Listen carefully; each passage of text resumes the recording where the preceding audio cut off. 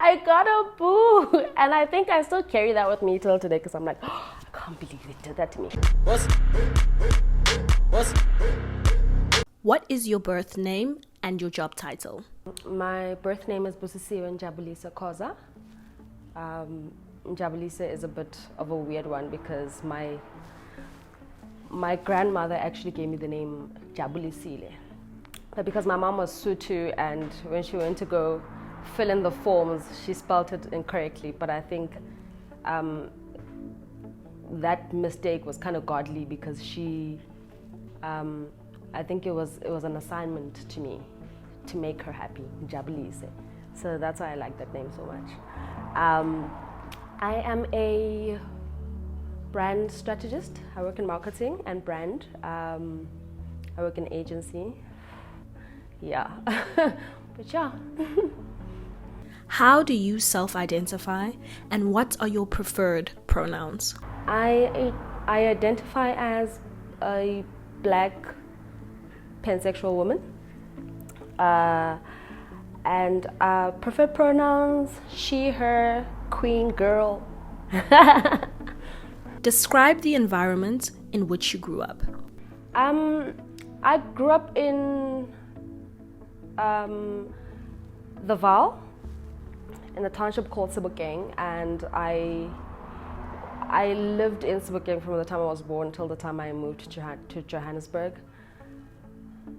When people ask me about the type of environment I grew up in, it's always a bit of a tricky question for me because I'm like, there is no like linear answer to that. I grew up in a very evolving household. There were phases that were really bad.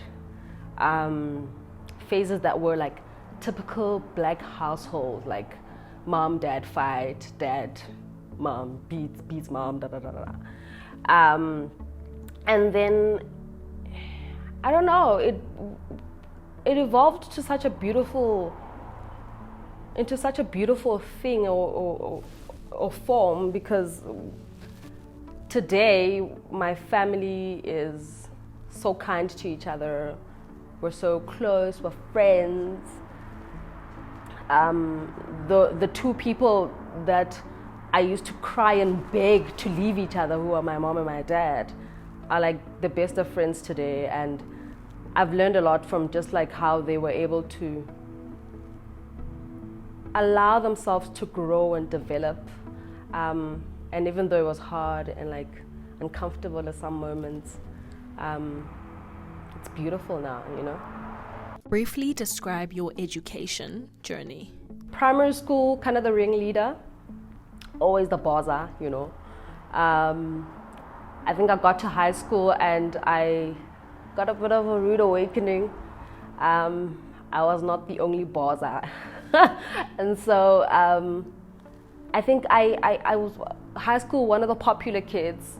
And then I discovered that I actually wanted to, I started discovering self-importance, and maybe to a flaw, I took it a bit too far. And so when I got to high school, I decided I wanted to be part of the RCL, and I wanted to be the favorites, and I wanted to be a part of everything. And so I was the bitchy RCL. Like, I would be like, why is your skirt that short, you know? So I ended up being kind of a, people didn't like me much. But I kept a really good group of friends and it was amazing. I think high school for me was two ways. There were moments that were really like grand and like beautiful. And there were times that were just like crappy. I mean, quick story.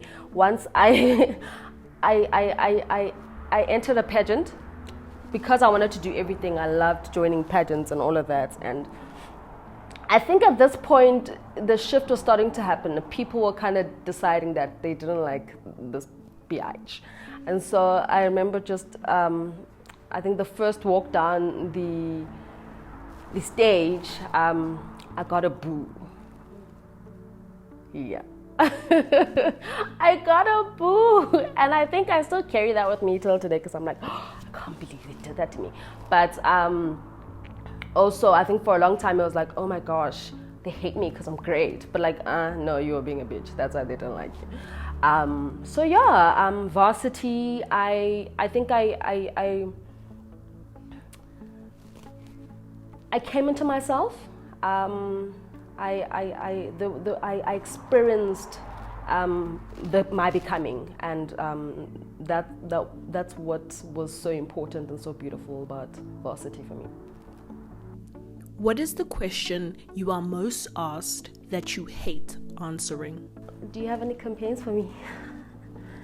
Yeah, I mean, because of the industry, and I know, I mean, people are just like trying to get out there, but it's kind of tough, you know, when every 2 minutes everyone's like, hey, so anything yet? I'm like, oh geez, I feel bad saying no, you know. What did you want to be when you grew up? There's a point I wanted to be an accountant, because I was good at accounting, like not because I was like, oh my god, it's so amazing. I wanted to do drama at some point, and then I wanted to do fashion at some point.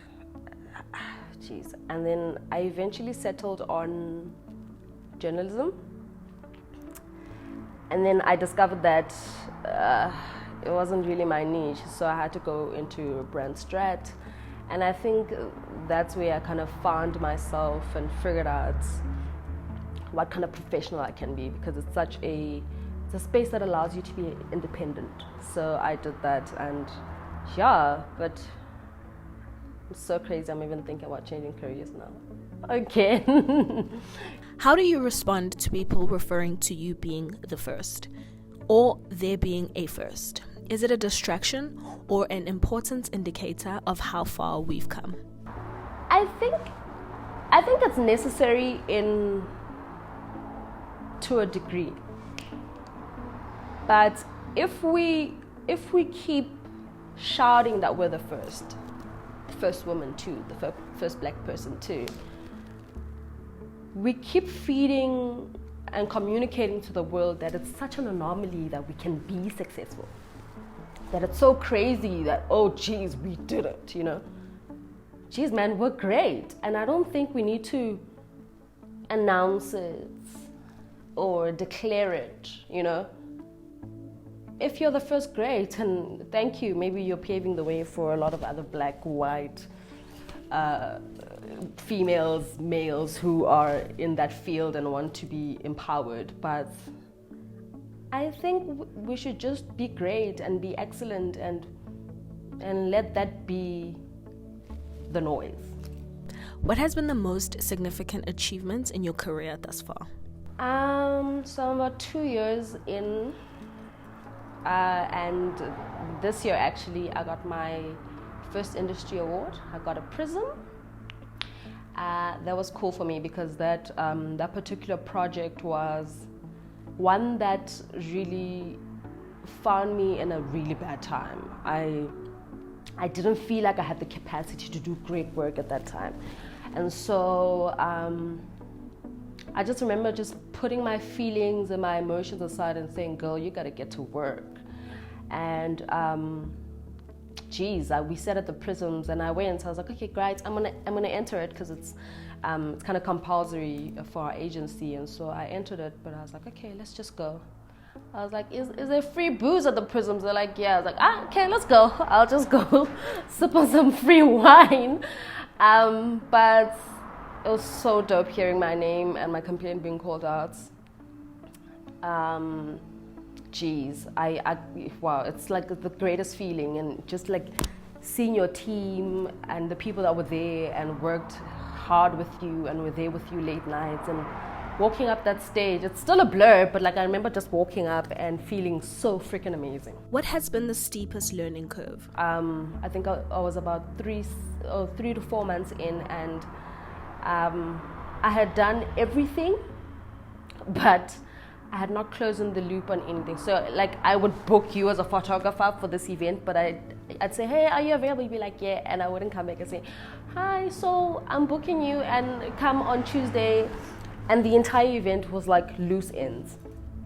And I remember feeling so attacked when people were coming at me and telling me the truth. And like my only thing to do in that moment was to revert to like my emotionalness and like either cry and like be the victim and be sad, or like be angry and say, how dare you. I think that really taught me that you have to be incredibly accountable for everything that you do in this world. You need to do everything as precise and thorough as you can, and victimhood, babes, is not the thing. Like, you are not the sono here. What are your daily rituals that remind you or bring you closer to your truest self? I write to myself, I write to God.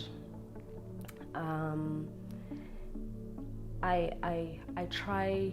trying the energy thing as of recent.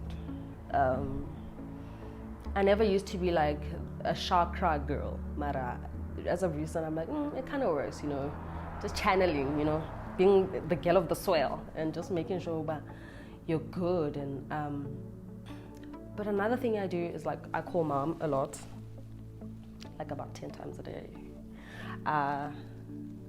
to like just anything. Like if I feel like, oh my gosh, I just had a horrible moment, she's the first person I go to and call and be like, hey, it was kind of bad. And if I do have great moments, I call her as well. Describe your safe landing spaces. Who are you going to call at 2 a.m. to help you bury a body? Sure, 3 people. One, my best friend, Sotego.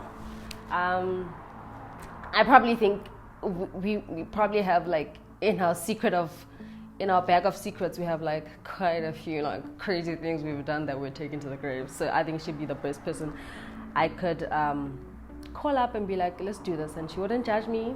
In fact, she would calm me down because I'm hysterical. Sotego. My sister and I are about 6 years apart.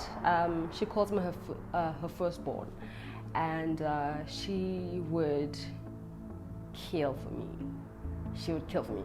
And so yeah, her, and obviously my mom. And I know it's crazy because you're like, oh really? Listen, my mom and I have such a beautiful understanding and relationship, is that I can easily go to mom and say, hey, I'm about to bring you into something right now. Can we have the conversation in the next 20 minutes and not bring it up ever again? And she'd be like, okay, fine. In your life, what are you most proud of? I am proud of my ability to always rise. Sure, I've had a tough life. And emotional. I always refer to myself as a phoenix. I always rise from my ashes, like always, kind of crazy, but yeah.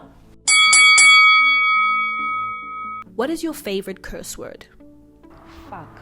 What is your favorite word? Love. What is your least favorite word? Hate. If you could live anywhere else on the continent, where would you live? New York. What is your favorite sound? Anything jazzy, like if it's like melodic and like, ooh, yeah. What is your least favorite sound? Do you know that sound that when you're sitting next to someone and they tap their foot like this? I can hear it from a mile away. Like I just want to stab someone when I hear it. It gives me anxiety. If heaven exists, if you believe, what would you like to hear God say when you reach the pearly gates? Oh, hi Nana.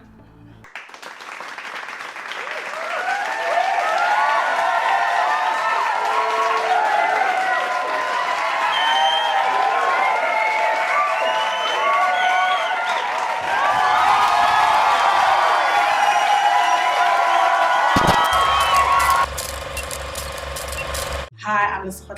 I'm a multi-talented entertainer, and I wrote this book. This is really important to me because it's literally been on my bucket list since, again, I could write and read. I was the first person in my class to start reading. I was the first person to start writing. So it's always been a part of who I am. It's always been something that I was going to do.